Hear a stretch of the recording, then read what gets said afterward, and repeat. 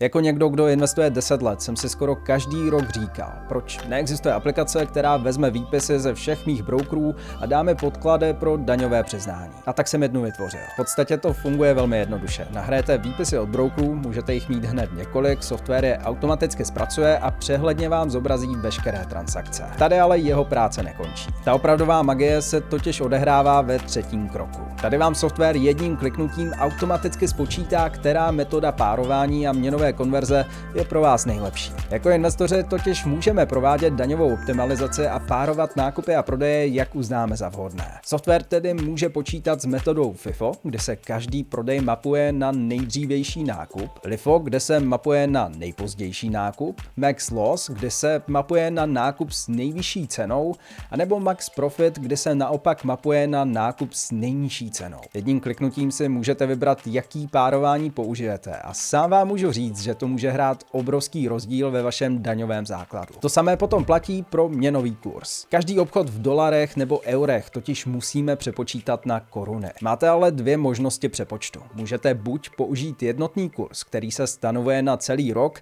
anebo denní kurz, kdy provádíte měnovou konverzi vzhledem ke dni, kdy byl obchod proveden. A tohle taky může udělat obrovský rozdíl v daních. Podívejte se třeba na moje daňové přiznání za rok 2025.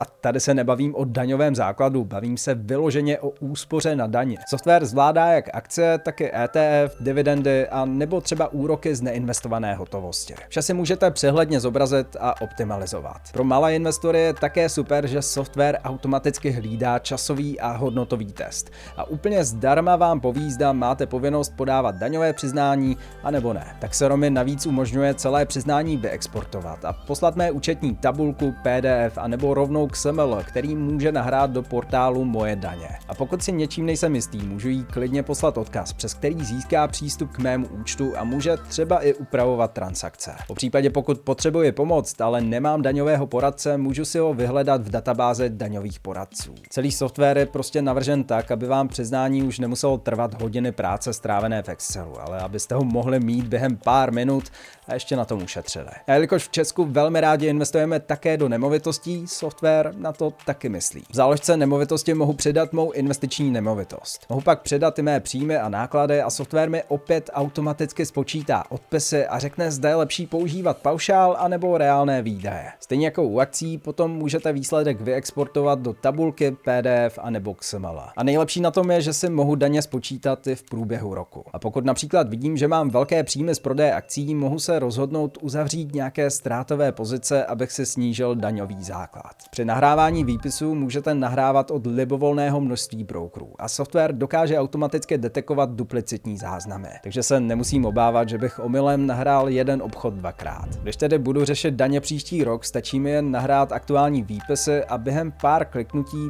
mám hotovo. Jako investor vám můžu říct, že mi to ušetřilo několik hodin života a dokonce i pár desítek tisíc korun.